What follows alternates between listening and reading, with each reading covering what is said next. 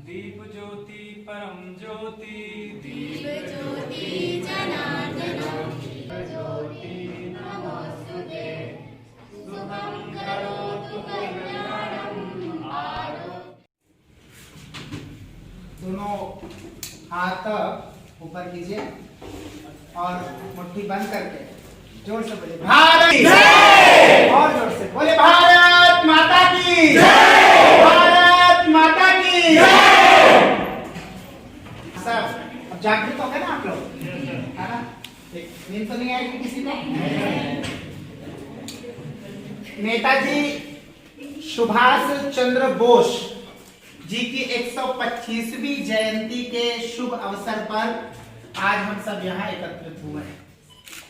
नेताजी की 125वीं जयंती हो रही है, ठीक? और नेताजी की जब वह जयंती हो रही है तब मैं अपनी बातों को इस बात से शुरू करना चाहूंगा कि स्वप्न देखा था कभी, वो आज फिर मन में है। स्वप्न देखा था कभी, वो आज फिर इस मन में है। एक नया भारत बनाने का इरादा मन में है। इस देश की आजादी और इस देश की स्वतंत्रता के लिए जो वीर महापुरुषों ने अपना सर्वस्व निछावर किया, उन महापुरुषों को श्रद्धांजलि दे करके अब कार्यक्रम चलने वाला नहीं है। इसलिए मैं आप लोगों के बीच में जब आज आया हूं तो मैं सिर्फ आपको नेताजी सुभाष चंद्र बोस के विषय में बता करके विदा लेने के लिए नहीं आया हूं। मैं आज आपको एक विजन देने आया हूं। क्या भारत की आजादी सिर्फ इसलिए थी कि हम एक स्वतंत्र देश के नागरिक बने और स्वतंत्र देश के नागरिक बनने के बाद अपना घर चलाने के लिए पढ़ाई लिखाई करें और उसके बाद फिर नौकरी चाकरी करते हुए अपने बच्चों का पालन पोषण करते हुए खत्म हो जाए? इस देश की आजादी क्या इसीलिए थी कि हम लोग अपने अलावा किसी के लिए ना सोचें?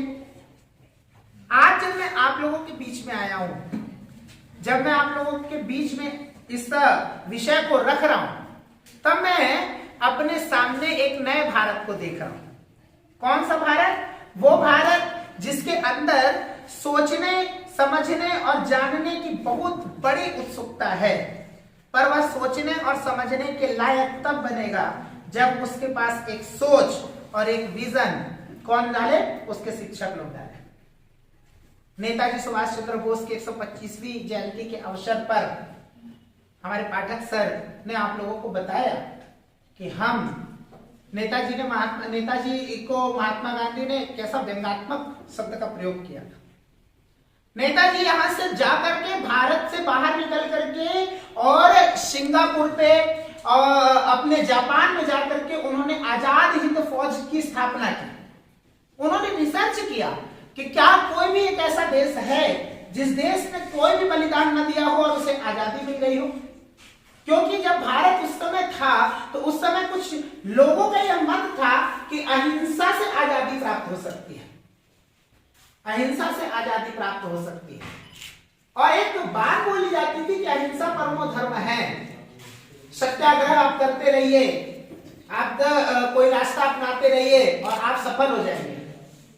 ना उस समय इस बात से आजादी आती थी, न मिल सकती थी, न आज इस बात से आजादी मिल सकती है। प्रिय विद्यार्थियों, आजादी के लिए अनेक लोगों ने अपना बलिदान दिया, अनेक लोगों ने। खुदीराम बोस जब फांसी पे लटक गए थे तब उनकी उम्र 17 साल थी। 17 साल। मैं खुदीराम बोस को इसलिए उल्लेखित कर रहा हूं क्योंकि आप में से अब बहुत सारे लोगों की उम्र 17 वर्ष के आसपास हो रही है। 17 वर्ष की आयु के आप लोग होंगे। जिस उम्र में आप थे उस उम्र में खुदीराम बोस ने इस देश की आजादी के लिए फांसी में चढ़ना स्वीकार किया था। 24 वर्ष की आयु में शहीद आजम भगत सिंह ने इस देश के लिए अपना सर्वस्व निछावर कर दिया। क्यों? क्योंकि उस समय के लोगों के मन में यह विचार था कि किसी भी प्रकार से हो हमें इस देश को स्वतंत्र करना है। और उस स्वतंत्र संग्राम आंदोलन के पुरोधा नेताजी सुभाष चंद्र बोस हुए। आर्मी में महिलाएं जाने लग गई हैं, लड़कियां अभी आर्मी में जाने लग गई हैं। आजादी के 70 वर्ष के बाद 72 वर्षों के बाद आज हमारी महिला इकाई गठित हो रही है। और लगातार आप समाचार में देख रहे होंगे कि वो समाचारों में आता है कि फर्स्ट महिला पायलट बनी, ये पहली सेना की अध्यक्ष बनी, ये पहली महिला चीफ मार्शल ऑफ स्टाफ बनी। पर नेताजी सुभाष चंद्र बोस ने उस समय आजादी के पहले महिला विंग की स्थापना आजाद हिंद फौज में की। वो इतने दूरदृष्टा थे कि उन्होंने ऐसी महिला सैनिकों की एक टुकड़ी बनाई जिनका नाम उन्होंने रखा था रानी लक्ष्मीबाई के बारे में। रानी लक्ष्मीबाई के नाम पर उन्होंने उसका नाम रखा था रानी लक्ष्मीबाई वाहनी। और वो इस देश की आजादी के लिए लड़ाई लड़ रहे थे। जब देश की स्थिति इस परिस्थिति में चली जाए तब हमें घर में बैठने का अधिकार नहीं है, तब हमें घर में बैठने का अधिकार नहीं है। और मैं जब आज आप लोगों के बीच आया हूं तो मैं आप लोगों को एक विजन देने के लिए फेसबुक, व्हाट्सएप, इंस्टाग्राम से बाहर की दुनिया, जिस दुनिया में बहुत कुछ करने वाले लोग, जिस देश की पहचान आज से कुछ दिनों पहले एक गरीब देश के रूप में होती थी, जिस देश की पहचान ये होती थी कि हमारे देश में तो सब चीज आ ही सकता है, यहां से कुछ जा नहीं सकता, आज वह विश्व का एकमात्र ऐसा देश है जिसने कोरोना की एक नहीं दो वैक्सीन दी है। लाइन लगा करके वो लोग खड़े होकर के हमसे वैक्सीन मांग रहे हैं, जिन लोगों ने अपने देश को बहुत आगे बढ़ाने के लिए और भौतिक संपदाओं को बहुत महारत हासिल कर ली थी। आज वो लोग भारत के सामने खड़े हैं सिर्फ और सिर्फ इसलिए कि आज इस देश का नेतृत्व एक ऐसे व्यक्ति के हाथ में है जो अपनी आइडेंटिटी पर गर्व करता है, जिसको अपने होने पर गर्व है कि वह भारतीय है, इस बात पर वह गर्व करता है। और जिस दिन आपको अपने भारतीय होने पर गर्व होने लग जाएगा, दुनिया का ऐसा कोई भी चीज नहीं है या ऐसा कोई भी कार्य नहीं है जो भारतीय नहीं कर सकते। इसलिए जागृत होइए, जागिए। हमारे देश के शहीदों ने अपना सर्वस्व निछावर इसलिए किया था कि हम इस देश को परम वैभवम नेतुमेतत् स्वराष्ट्रम की ओर लेकर के जाएं। इसलिए नहीं किया था कि हम व्हाट्सएप चलाते हुए और देश में मरे हुए अपने वीर शहीदों को 2 लाइन का कंडोलेंस मैसेज टाइप करें और सोच लें कि यार मरते तो रहते ही है। इसलिए नहीं किया। इसलिए यह देश आजाद नहीं हुआ था कि आप अपनी शिक्षा का उद्देश्य भूल जाएं। शिक्षा किसके लिए? शिक्षा आपके लिए नहीं, आपके समाज के लिए। आपकी पढ़ी हुई शिक्षा या आपका नॉलेज समाज के कितने काम आ रहा है, यदि यह बात आप नहीं जान पा रहे हैं तो आपका शिक्षित होना अशिक्षित होने के बराबर है। मैं देखता हूं बहुत आयत मात्रा शिक्षा के शिक्षित होने के बाद लोग बदल जाते हैं, परिवर्तन दिखाई देता है, और अशिक्षित लोगों में वो परिवर्तन नहीं दिखाई देता। आप कभी बैंक गए होंगे, वहां लाइन लगी रहती होगी, तो आपने देखा होगा कि जो एक अनपढ़ व्यक्ति है, जो पढ़ा लिखा नहीं है, वो बेचारा लाइन से आता है, एक लाइन से खड़ा रहता है, अपनी बारी का इंतजार करता है, चाहे 2 घंटे हो जाए, चाहे 3 घंटे हो जाए, आराम से खड़े खड़े वो अपनी बारी का इंतजार करता है। और एक पढ़ा लिखा व्यक्ति जो अपने आप को चालाक समझता है, वो लाइन के किनारे से आता है, कोने से आता है, अपना हाथ और पैसा आगे बढ़ाता है और अपना काम करा करके चला जाता है। तो ज्यादा अच्छा कौन है? ज्यादा अच्छा वह व्यक्ति है जो उस नियम का पालन कर रहा है, जो नियम उस स्थान के लिए बनाया गया है। तो शिक्षा क्या हमारे चालाक बनने के लिए है? क्या शिक्षा हमारे चतुराई के लिए है, या शिक्षा हमारे नियम कायदे कानूनों को तोड़ने के लिए है? यह बात जानना हमारे लिए अत्यंत आवश्यक है। शिक्षित कौन है? शिक्षित वह है जो आपको पढ़ाया जाए वो आपके जीवन में दिखना चाहिए। यदि वह आपके जीवन में नहीं दिखाई दे रहा है तो आप शिक्षित नहीं है। यह मूल उद्देश्य नेताजी सुभाष चंद्र बोस ने बार बार कहा। नेताजी सुभाष चंद्र बोस उस कार्यकाल की स्थिति में थे जिस अवस्था में इस देश में महिलाओं को पढ़ने की अनुमति नहीं थी, लड़कियां बाहर नहीं जा सकती थी, बहुत सारी समस्याएं इस देश में थी, अंग्रेजों की दासता, गुलामी और बहुत सारी स्थितियों में उस समय नेताजी सुभाष चंद्र बोस कांग्रेस के अध्यक्ष हुआ करते थे। उन्होंने कांग्रेस से इस्तीफा देकर के पदमुक्त होकर के आजाद हिंद फौज की स्थापना की, क्योंकि कांग्रेस की तत्कालीन नीतियां नेताजी सुभाष चंद्र बोस के समकक्ष नहीं थी। देश में भगत सिंह को फांसी दी जा रही थी, चंद्रशेखर आजाद को ढूंढ ढूंढ करके मारने का, क्रांतिकारियों को ढूंढ ढूंढ करके मारने का प्रयास हो रहा था। उस दौर पर कोई भी सज्जन व्यक्ति मौन धारण नहीं कर सकता था, परंतु एक आंदोलन को दबाने की साजिश के तहत लगातार यह कहा जाने लग गया कि हम इस देश की आजादी चरखे से लेकर के आएंगे। यह संभव नहीं था। उस समय नेताजी सुभाष चंद्र बोस ने अपने अलग एक लाइन को तैयार किया, और आप सबको जानकर के यह आश्चर्य होगा कि उन्होंने जापान से भारत के 2 द्वीप अंडमान और निकोबार को अलग किया, और स्वतंत्र भारत का सबसे पहला ध्वज अंडमान निकोबार द्वीप समूह में फहराया गया था, जो नेताजी सुभाष चंद्र बोस ने स्वयं फहराया था। उन्होंने अपने देश की करेंसी चालू की, अपने देश की मुद्रा चालू की, स्वतंत्र देश का आह्वान किया, और उन्होंने कहा कि भारत तब तक सुखी नहीं रह सकता जब तक वह स्वतंत्र ना हो जाए, और भारत स्वतंत्र कब होगा? जब इस देश का युवा इस देश के लिए समर्पित होगा। इसलिए मैं आपका आह्वान करने आया कि देश को पुनः आपकी आवश्यकता है।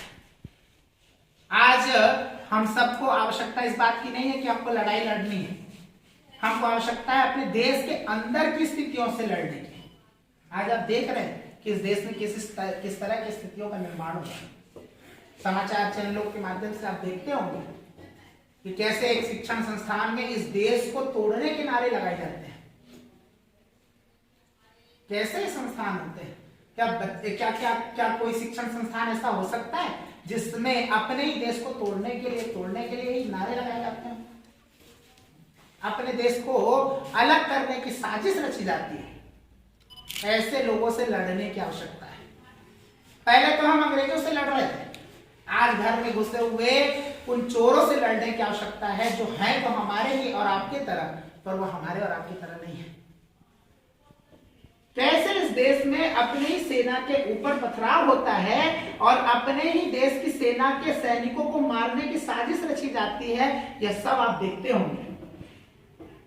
पुलिस वालों के ऊपर किस तरह से लाठियां मारी जा रही हैं, किस तरह से इस देश में पारित किए हुए संसद और कानूनों को सड़कों से रोकने का प्रयास हो रहा है।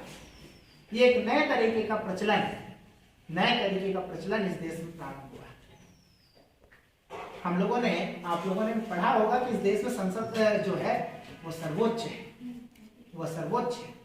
उसके बनाए हुए नियम, कायदे, कानून इस देश में लागू होते हैं, वही पालनार्थ होते हैं, और वहां पर जो लोग रहते हैं वो हमारे और आपसे ज्यादा बुद्धिमान लोग रहते हैं। हमारे बीच में से ही चुन करके गए हुए लोग रहते हैं, हमारे ही वोटों से चुन करके गए लोग रहते हैं, और वह मिलकर के विधायी कार्यों को करते हैं। उनके द्वारा बनाया हुआ कोई कानून इस देश के लिए सुप्रीम कानून है, और आज इन सुप्रीम कानूनों को कोई व्यक्ति रोड में रोक करके, रोड जाम कर करके और वो कर रहा है, उसको रोकने का प्रयास कर रहा है। और एक बहुत अजीब सी बात मैंने सुनी, अभी मैं किसान आंदोलन को सुन रहा था, तो उसमें एक बात मैंने सुनी कि सर वो बोलते हैं कि जब हमको किसान कानून की जरूरत ही नहीं है तो आपने कानून बनाया ही क्यों? हमको जरूरत ही नहीं है तो आपने कानून बनाया ही क्यों? कल को 100-200 स्टूडेंट खड़े होकर के एक जगह इकट्ठा हो जाएं और रोड को जाम करके बोले कि हमको तो जरूरत ही नहीं है 10 बजे स्कूल आने की, तो आपने 10 बजे स्कूल आने का नियम बनाया ही क्यों? हाँ, कल को 100-200 चोर इकट्ठा होकर के किसी चौराहे पे खड़े हो जाएं और चौराहे को बंद कर दें और वो बोल दें कि आपने हमको 4 साल चोरी करते हुए पकड़े जाने पे 4 साल की सजा का प्रावधान बनाया, हमको इस कानून की जरूरत नहीं थी, आपने कानून बनाया ही क्यों? क्या देश ऐसा चलेगा? हाँ, देश क्या जनता के एक व्यक्ति के ऐसे से पूछ करके चलेगा? यह समय परिवर्तन का है, और इस परिवर्तन की घड़ी में हम सबको अपने देश को बहुत आगे ले जाने के लिए एकजुट होने की आवश्यकता है। नेताजी सुभाष चंद्र बोस के सपनों का भारत आप कभी पढ़िएगा उस पुस्तक, आपको बहुत अच्छी लगेगी वो पुस्तक, जिसमें नेताजी ने कहा था कि मुझे सिर्फ और सिर्फ युवाओं की जरूरत है और मैं इस देश को सबसे बड़ा देश बना करके दिखा दूंगा। इसलिए जागृत होइए, अपने अंदर की कला को पहचानिए। आप जो कर सकते हैं, जैसा कर सकते हैं, जितना बेहतरीन कर सकते हैं, उतना बेहतरीन करने का प्रयास करें। जरूरी नहीं कि सब विज्ञान को बहुत अच्छे से मानते होंगे, सब भौतिक में ही बहुत अच्छे से विज्ञान बहुत अच्छे होंगे। कुछ होंगे जो भौतिक में अच्छा करते होंगे, कुछ होंगे जिनका रसायन बहुत अच्छा होगा, कुछ होंगे जिनका गणित बहुत अच्छा होगा, कुछ जीव विज्ञान के विषय में ज्यादा अच्छा जानते होंगे। तो हम क्या ऐसा कर सकते हैं जो हम जानते हैं उसका प्रचार कर सकते हैं?